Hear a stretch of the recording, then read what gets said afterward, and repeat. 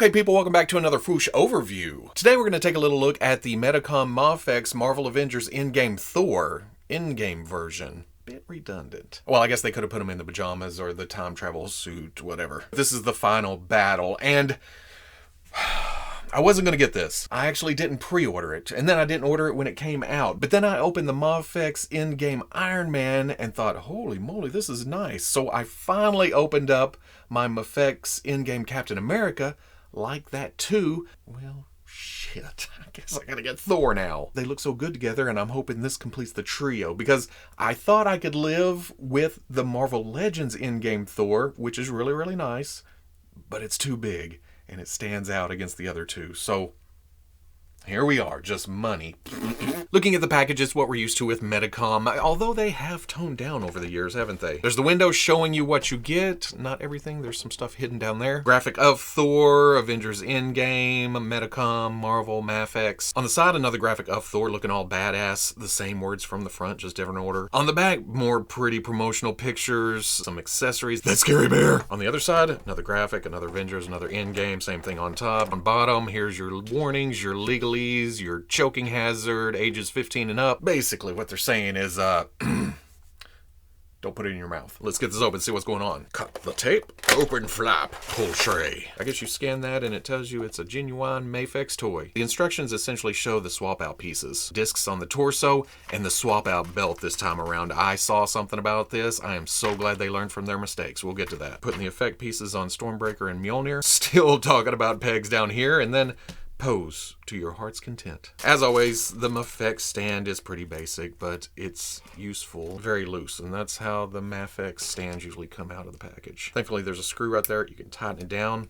tighten it up. You have the grip on top. Then there's a straight stand and this, and I think last time I figured it out, because it's still laying here from my Iron Man opening, is that you put this other clip up and down for flight poses, and it may be more solid that way instead of just doing this. I don't know why, but okay. I'm not going to gripe about extra plastic. Did we decide that this goes like this and then it's more like a crotch grabber to stand without something going around the hips? Oh, and this is definitely what I was looking for, but I didn't expect the familiarity. Didn't expect the familiarity. I guess I'd never realized how similar the actual costumes are between Infinity War and Endgame. The black bodysuit with some sculpted detail, the arms with the mail on it, scales, the crosshatch, something. The pants have the same seams running up and down the top of the leg, and then at the knee pads it has the horizontal lines. Then it goes into a kick pad at the boot, and then the feet. Actually, it is mostly the same costume, you just have the unique body type on the Endgame Thor. And if I didn't know any better, I would say, are the arms reuse? I don't know, right there it comes down to a hard angle at the bicep, while here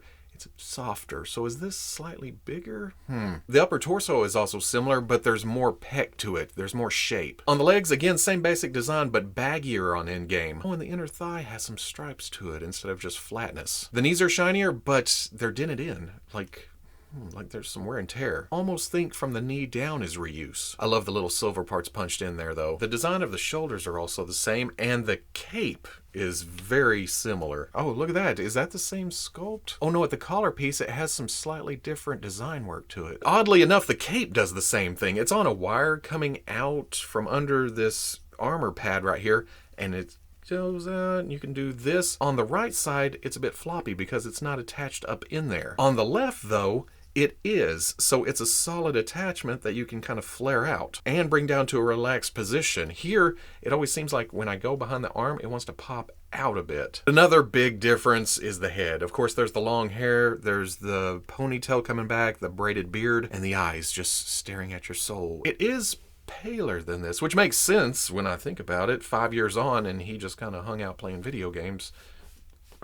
Okay, yep. Paint comes down just slightly onto the skin right there. I love the marbleization to the discs too, almost an electric effect. And again, just a touch of silver on the buckles, on the wraps around the wrists. I love details like that. The hands seem a little bit small, and when I hold it back, are the legs short? Is that to further emphasize his body shape? Because, yeah, Infinity War, or do I have the, oh, I have the legs shifted up there. It looks about the same, but I guess there was a reason I had this pulled down. Give him a little bit of height. Tougher proportions, I guess. I do this here. Oh, okay.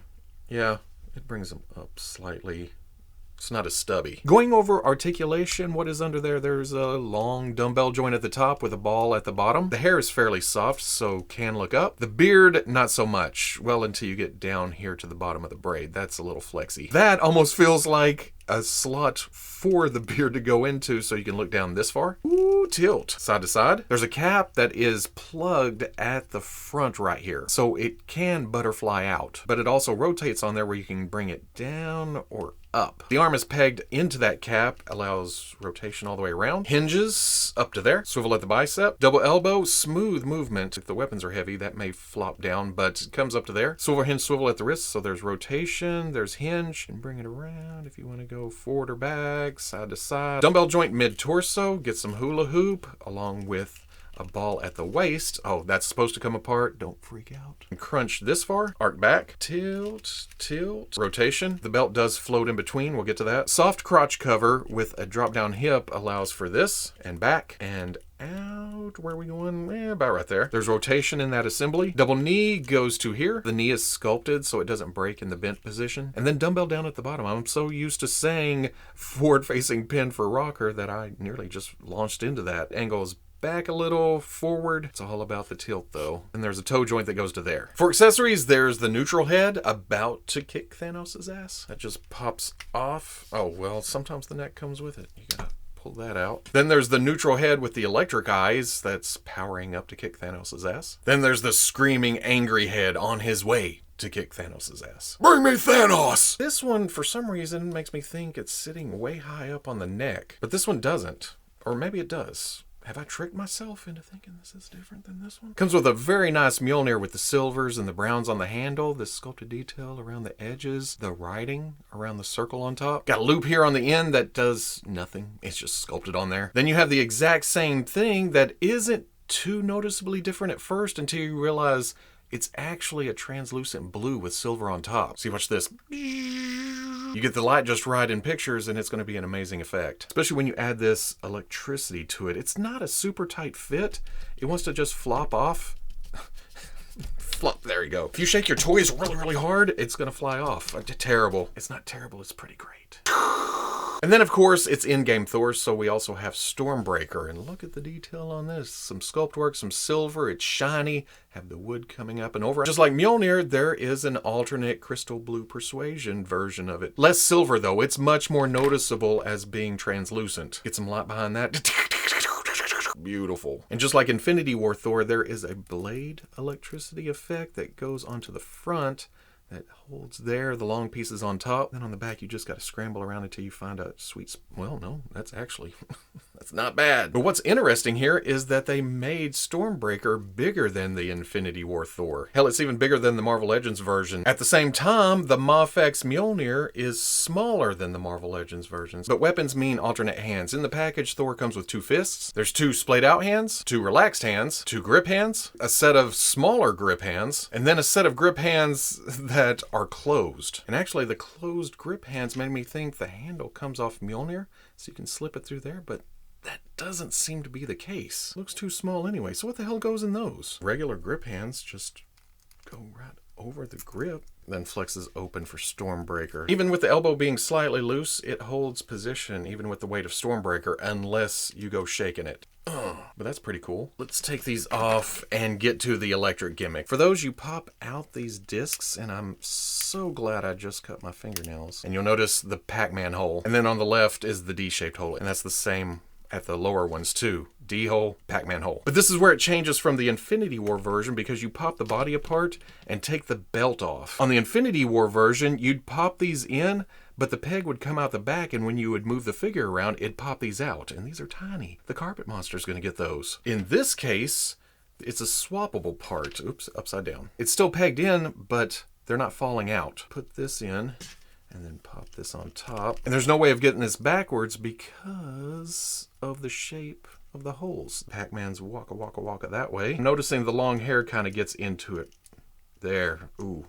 I guess I gotta pop the head off because get some electricity going on there too. And then for the arms, there's this electricity with a ring on it. It's crazy, which isn't surprising. I mean, the Infinity War effect is essentially the same, but with the translucency to the weapons and the bigger Stormbreaker, it just seems more intimidating now. Thor stands at about 6 3/8, which is really what I was looking for because so sweet. If you like your Thor taller, you can drop the hips down slightly, straighten them back out, and give him a little more height over the other two. Not quite as tall as the Marvel Legends version of this Thor, which itself is a great figure. It's just big if you're trying to shove it into the MAFEX shelf. Although this kind of works with the Marvel Legends Endgame Captain America. Not so much with the Legends Iron Man, though. I don't know what it... I think it's Captain America that's small. Little large for SH Figure Arts. Here's the Civil War Iron Man and Captain America. And the same goes for the SH Figure Arts Ant-Man and Winter Soldier. The MAFEX is just slightly taller. But these look so good, especially with this custom head I got,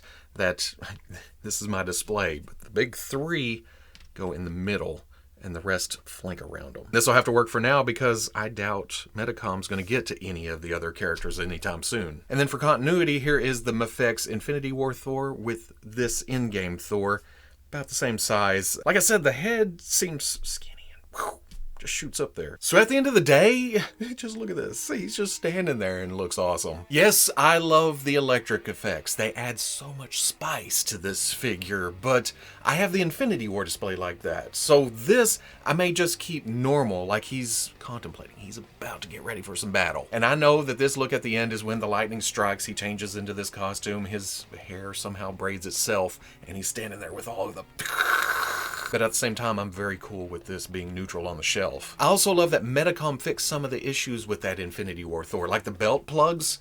Those constantly fell out whenever you posed around. That's not a problem here. And then they went and made Stormbreaker bigger. They didn't have to do that. I don't remember it ever being a problem. I don't know if I ever noticed it, even with the Marvel Legends figures, and those are bigger toys. Now that I've seen it like this, I can't go back. This is Stormbreaker in 1/12 scale. So yeah, very happy with my purchase, especially when I get the trio together with the Captain America standing there, the Iron Man. This is now the centerpiece of my MCU shelf. That also means I have some Iron Mans and some Captain Americas and Thors that are getting retired, but that's just how it goes sometimes. I mean, now that I have this, I don't know if I ever need another Thor. I can't say that, can I? There may be some kind of technology advance that, oh no, action figures now have skin and can move on a skeleton and everything flexes out of the way so you can get totally natural posing. Then, yeah, I would have to buy them all again, but for the moment, I am happy, and that makes me happy. Happiness makes me happy. But if you enjoyed this overview, comment, like, subscribe. Much love to the plus if you're interested in seeing videos early or in a position to help out the channel, patreon.com. But wherever you may be watching this, I'll always catch you on the Fwoosh. I know, I didn't even pick a big old action pose for the end, but just look at this. Just this stance. The way he carries himself. Or, well, I guess the way the figure carries itself. I forgot to mention, if you're not a belly guy on Thor, you can crank the torso forward and then the upper back and kind of straighten it out to make it less prominent. But me, I'm cool with it. I kind of like a gut on Thor. It gives me goals for my own superhero life.